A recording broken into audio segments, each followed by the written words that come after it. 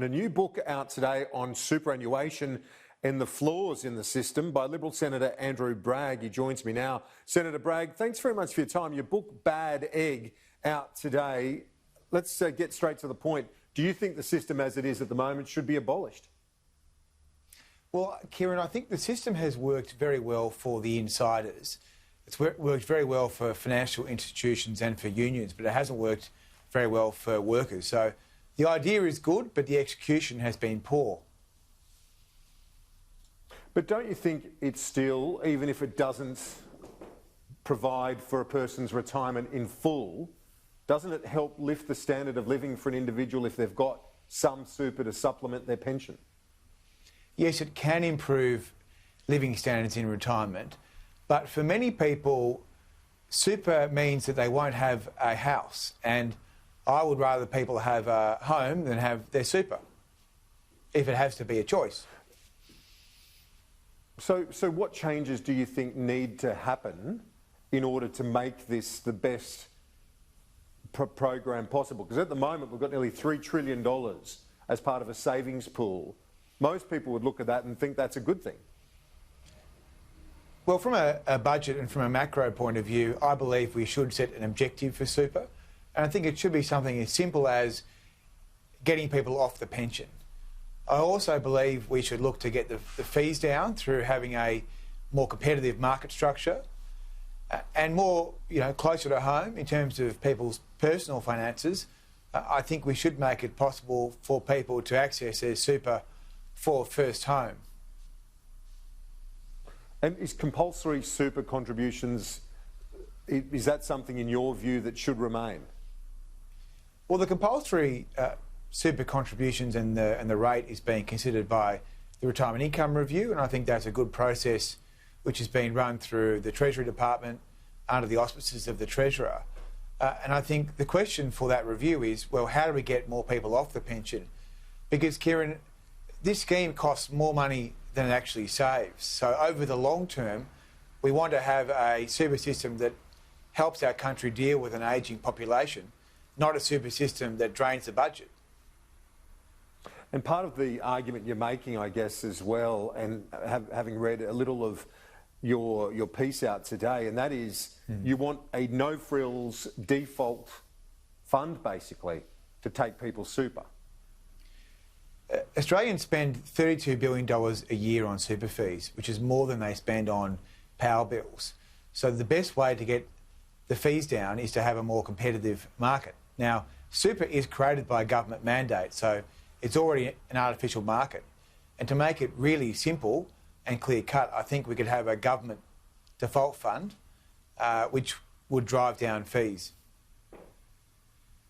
And if we look at some of the other elements, though, like in this crisis you pointed out, the access to the superannuation early, that is $14 billion going into the economy that otherwise wouldn't have been there if not for the super system. So it's not without its success stories as well, surely. That's right, and I think there's a place for superannuation, but the trouble in this area, Kieran, is that there are so many vested interests, it's very hard to have a conversation about it. I mean, people like me who've looked at how we can improve it have been called anti-vaxxers and the like. So it is a very, very large scheme, but there's no point having a big scheme that doesn't get people off the pension over the long term. So we can't just have a superannuation scheme that's designed to inflate capital markets and the financial sector.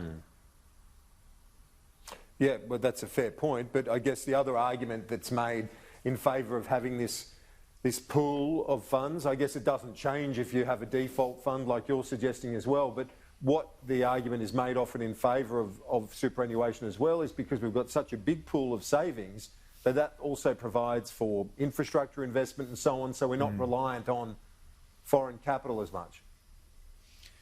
I think, as you've seen during this crisis, the super funds have been exposed as investing generally quite narrowly.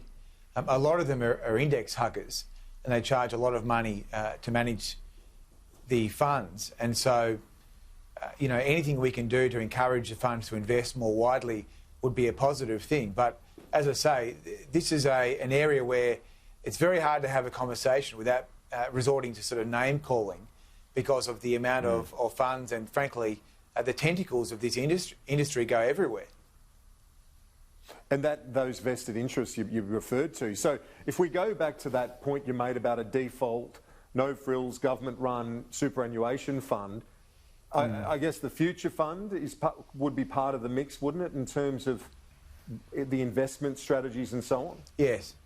Well, we already have investment management capability through the future fund. That scheme has performed better than the average super fund over the time it's been in existence. So that is a capability we already have. And I think that would be absolutely worth looking at in an effort to get people's fees down. I don't think anyone would complain about lower super fees. The biggest problem in this area is the lack of engagement. I mean, research that we did for the book shows that 25% of people have never looked at their super balance. So we want people to think about their super if we are forced to have it. Yeah, indeed. And just finally, you know, there'll be a lot of people who'll be saying, I want access to my money. I like this new program of early access. Would you like to see that sort of thing broadened, or does that undermine the whole notion of universal super? Well, the majority of Australians are on the pension anyway, and that is the case through to 2050. So if we can improve flexibility, if we can extend some of the early access measures sensibly beyond the crisis, I think we should look at that. But one policy I would like to see on the table is allowing people access to their super for a first home. As I say, you're better off with a first home than with your super if you can only have one. Liberal Senator Andrew Bragg, thanks so much for joining us to talk about the new book, Bad Egg. Appreciate it. There it is. See ya.